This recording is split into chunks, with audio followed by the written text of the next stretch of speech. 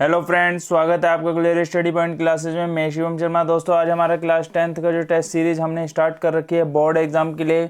जो आज आपका टेस्ट है 12 मार्च को, जो आपका टेस्ट मैंने आपको बताया था लाइव प्रोसेस का फुल चैप्टर का। तो लाइव प्रोसेस के अंदर जितने आपके इंपॉर्टेंट क्वेश्चन बनते हैं, मैंने उन सब क्वेश्चनों को इस वीडियो के अंदर इंक्लूड कर दिया है। इंग्लिश मीडियम और हिंदी मीडियम, ये वीडियो दोनों के लिए रहेगा। हिंदी मीडियम मैंने लिखा इसे हिंदी में है, पर मैं इसे एक्सप्लेन जो करूँगा हिंदी और इंग्लिश दोनों में करूँगा। तो सभी प्रकार के बच्चे यानी हिंदी और इंग्लिश मीडियम दोनों प्रकार के बच्चे इस वीडियो को आसानी से देख लें और समझ लें कि हमें किस तरीके के क्वेश्चन बोर्ड एग्जाम में देखने को मिलते हैं। तो चैनल पे नए हैं तो चैनल को सब्सक्राइब कर लें और बेल आइकन को भी प्रेस कर लें, जिससे इस तरह की आपको लेटेस्ट अपडेट मिलती रहे, बोर्ड एग्जाम से रिलेटेड आपको न्यूज़ मिलती रहे। ठीक है, जिससे आप क्या करेंगे, बोर्ड एग्जाम में अच्छे नंबर गेन कर लेंगे। तो आइए वीडियो को स्टार्ट करते हैं। देखेंगे आप, सबसे पहला क्वेश्चन आपके सामने है। चैप्टर आपको पता ही है, मैंने बता दिया लाइव प्रोसेस, यानी जिसे आप हिंदी में जैव प्रक्रम बोलेंगे। ठीक है, जैव प्रक्रम से आपके जो इंपॉर्टेंट क्वेश्चन बन सकते हैं, मैंने सारे क्वेश्चंस ले लिए हैं इसमें। इसके अलावा बाहर से इसके कुछ नहीं आएगा। ये क्वेश्चन अगर आप पढ़ लेते हैं तो आप लाइव प्रोसेस यानी जैव प्रक्रम वाले चैप्टर से काफ़ी अच्छे नंबर अपने क्या कर लेंगे, गेन कर लेंगे। तो आइए सबसे पहला क्वेश्चन हम देखते हैं। पहला क्वेश्चन है आपका, स्वपोषी और विषमपोषी पोषण में क्या अंतर है। स्वपोषी और विषमपोषी पोषण में आपका क्या अंतर है, यानी आप अगर इसे इंग्लिश में देखेंगे तो आप देखें ऑटोट्रॉपिक न्यूट्रिशन और हेटरोट्रॉपिक न्यूट्रिशन जो होता है उसमें आपका क्या डिफरेंस है, आपको ये बताना है। ठीक है, ये आपका 2 नंबर या 3 नंबर में पूछे जाने वाला क्वेश्चन है। अगला क्वेश्चन आप देखेंगे यहाँ पे, अगला क्वेश्चन आपका, प्रकाश संश्लेषण के लिए आवश्यक कच्ची सामग्री पौधा कहाँ से प्राप्त करता है। यानी जो आपकी फोटोसिंथेसिस या क्लोरोफिल की जो कंडीशन आपकी आती है, यानी फोटोसिंथेसिस की जो प्रोसेस होती है, उसके लिए जो प्लांट्स होते हैं वो कच्चे रॉ मटेरियल जो होता है वो कहाँ से प्राप्त करते हैं, इसके बारे में आपको बताना है। ठीक है, यानी जो क्लोरोफिल वाली कंडीशन होती है, ठीक है, जो पत्तियों में जब सनलाइट पड़ती है तो उससे ही वो अपना क्या करते हैं, फूड बनाते हैं। यानी आप कह रहे फोटोसिंथेसिस वाली जो प्रोसेस है उसके बारे में पढ़ेंगे कि उसमें जो आपका रॉ मटेरियल होता है वो प्लांट्स को कहाँ से मिलता है। नेक्स्ट क्वेश्चन उसके नीचे देखेंगे, हमारे आमाशय में अम्ल की क्या भूमिका है। यानी जो हमारा स्टमक होता है उसमें जो एसिड की क्या रोल होता है, या आप कह सकते हैं कि जो HCl होता है वो हमारे स्टमक में क्या रोल अपना प्ले करता है, इस चीज़ को आपने बताना है। यानी हमारे आमाशय में अम्ल की क्या भूमिका है। नीचे वाले में आप देखेंगे पाचक एंजाइमों का कार्य लिखिए, यानी डाइजेस्टिव एंजाइम जो होते हैं, डाइजेशन एंजाइम बोल रहे हैं, डाइजेस्टिव एंजाइम बोल रहे हैं, वो क्या काम करते हैं हमारी बॉडी के अंदर, उसके बारे में आपको बताना है। उसकी क्या वर्किंग होगी, आपको ये बताना है कि वो क्या कार्य हमारे बॉडी के अंदर करते हैं। ठीक है, इस तरीके से आपको इनको सॉल्व करना है। देखेंगे इजीली, हम पहले 4-5 क्वेश्चन एक साथ ले लेते हैं। फटाफट मैं आपको बता दूँ, अगर बच्चे स्क्रीनशॉट खींचना चाहते हैं तो उसका स्क्रीनशॉट भी ले लें, और अगर कंसेप्ट के थ्रू समझेंगे तो ज़्यादा आपको अच्छा लगेगा, और आपका इसका मीनिंग भी समझेंगे कि हमने करना क्या क्या है इसमें, तो आपको ज़्यादा अच्छे से समझ में आएगा। देखो लिखा है, मनुष्यों में ऑक्सीजन तथा कार्बन डाइऑक्साइड का परिवहन कैसे होता है। यानी जो मनुष्य होते हैं वो ऑक्सीजन किस तरीके से अपने अंदर एंटर करते हैं और कार्बन डाइऑक्साइड को किस तरीके से रिलीज करते हैं। यानी ट्रांसपोर्टेशन पूछ रहा है कि ह्यूमन बॉडी के अंदर जो ऑक्सीजन होगी और जो कार्बन डाइऑक्साइड होगी उसका ट्रांसपोर्टेशन किस तरीके से होता है, ये आपको बताना है इसमें। ठीक है, नीचे लिखा है वृक्काणु, जिसे आप नेफ्रॉन बोलते हैं, देखेंगे इंग्लिश में इसे नेफ्रॉन बोलते हैं, की संरचना यानी उसका स्ट्रक्चर और कार्यविधि यानी उसकी जो वर्किंग यानी फंक्शन जो होंगे उसका आपको क्या करना है, पूरा डायग्राम बना के पूरा अच्छे से इसको क्या करना है, लिखना है। ये आपका 5 नंबर में पूछे जाने वाला क्वेश्चन है। ठीक है, देखें इसके बाद आप नीचे देखेंगे, हमारे शरीर में वसा का पाचन कैसे होता है, यह प्रक्रम कहाँ होता है। यानी कह रहा है कि हमारा जो बॉडी है उसमें जो फैट होती है उसका डाइजेशन किस तरीके से यानी कैसे होता है, यह प्रक्रम कहाँ होगा, यानी ये जो प्रोसेस होती है ये किस जगह पे होती है, ये आपको बताना है। यानी हमारी बॉडी जो है, ह्यूमन बॉडी, उसमें जो फैट्स का जो होता है, क्या डाइजेशन होता है, वो किस तरीके से होता है, वो आपको बताना है। ठीक है, अगला क्वेश्चन आप देखेंगे 8th नंबर वाला जो क्वेश्चन है, यहाँ बोल रहा है भोजन के पाचन में लार की क्या भूमिका है। ये बहुत ज़्यादा इंपॉर्टेंट क्वेश्चन है आपका। एक ऊपर जो आपका क्वेश्चन निकल चुका है, देखो मैं बता देता हूँ। देखो, एक नेफ्रॉन वाला आपका बहुत ज़्यादा इंपॉर्टेंट है, आपका पाचक एंजाइमों का कार्य बहुत ज़्यादा इंपॉर्टेंट है, और आपका यहाँ पे हमारे आमाशय में अम्ल की क्या भूमिका है, स्वपोषी, और ये आपके बहुत ही ज़्यादा इंपॉर्टेंट क्वेश्चन है। मैं आपको हाथों हाथ बता भी रहा हूँ।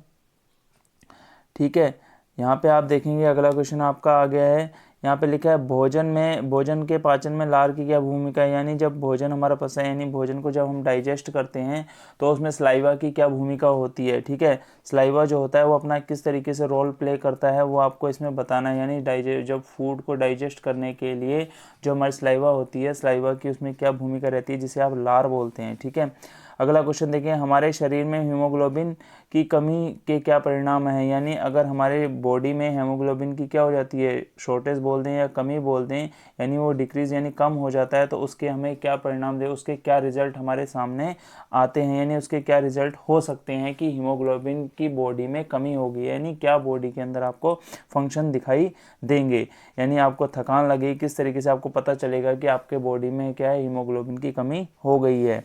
ठीक है, अगला देखिए, मनुष्य की आहार नाल का सचित्र वर्णन कीजिए, यानी जो ह्यूमन रेस्पिरेटरी सिस्टम होता है, आहार नाल जिसे बोलेंगे, यानी गले से नीचे का जो आपको पोर्शन दिखाते हैं, जो आपको किताब में डायग्राम भी बना होगा, जो मनुष्य का क्या हुआ रेस्पिरेटरी सिस्टम होता है उसका आपने क्या करना, डायग्राम बनाना है। देखो, प्रकाश संश्लेषण यानी फोटोसिंथेसिस की जो प्रोसेस है वो आपको मैं पहले बोल चुका हूँ, उसे किसे कहते हैं, यहाँ लिखा हुआ है प्रकाश संश्लेषण की क्रियाविधि का वर्णन, यानी जो प्रकाश यानी फोटोसिंथेसिस की जो पूरी प्रोसेस होती है वो आप कैसे लिखेंगे, उसका क्या करना है, आपने सचित्र वर्णन और क्रियाविधि पूरा लिखना है। ठीक है, फिर अगला लिखा है रुधिर क्या है, यानी खून जिसे बोलते हैं, यानी ब्लड जो क्या है, इसके संगठन का वर्णन कीजिए, यानी जो इसके संगठक होते हैं वो जैसे प्लेटलेट्स वगैरह, आरबीसी, ये सब आप टोटल जितना भी होता है ब्लड वेजल्स वगैरह जितनी भी चीज़ें आपकी आएंगी वो सब आप इसमें इंक्लूड करके लिखेंगे अच्छे तरीके से। ठीक है, यहाँ पे आप आ जाएंगे, अगला लिखा है मनुष्य हृदय का सचित्र वर्णन कीजिए, यानी चित्र बनाइए, इसके विभिन्न भागों का वर्णन कीजिए, यानी आप क्या करना है, ह्यूमन हार्ट जो होता है उसका आपने डायग्राम बनाना है और उसके जो पार्ट्स हैं उनका भी आपने क्या करना है, वर्णन करना है, यानी उनको भी आप एक्सप्लेन करेंगे। उसके बाद बोला मानव हृदय की क्रियाविधि का सचित्र वर्णन कीजिए, दोनों ही क्वेश्चन बहुत ज़्यादा इंपॉर्टेंट है।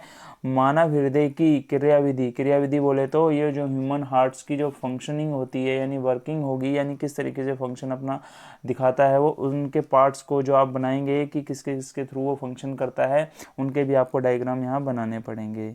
ठीक है, उसके बाद आप आ जाइए, यहाँ पे लिखा है मनुष्य के उत्सर्जी तंत्र का सचित्र वर्णन कीजिए, जहाँ से क्या होता है, यूरिन रिलीज होता है, यानी उत्सर्जी तंत्र उनसे बोलते हैं मलमूत्र जो इसे बोलते हैं आप हिंदी में, यानी उत्सर्जी तंत्र का मतलब हो गया जहाँ से आपका यूरिन रिलीज होगा, उस तंत्र का आपने क्या करना है, सचित्र वर्णन, यानी किडनी वगैरह जो है आपके, किडनी वगैरह का आपने डायग्राम बनाना है कि किडनी से किस तरीके से यूरिन फिल्टर होके आपका उत्सर्जन से बाहर यानी यूरिन के थ्रू बाहर निकलता है। ठीक है, ये पूरी प्रोसेस आपने लिखनी है। यहाँ पे आप देखेंगे हमारे जो हैं आप 16 से लेकर जो आपके 20 तक के क्वेश्चन है बहुत ही ज़्यादा इंपॉर्टेंट है। मनुष्य के श्वसन तंत्र का सचित्र वर्णन कीजिए। ठीक है, मनुष्य का जो श्वसन तंत्र होगा यानी जिसे रेस्पिरेटरी सिस्टम बोलेंगे आप, उसका आप क्या करेंगे, सचित्र वर्णन करेंगे। ठीक है,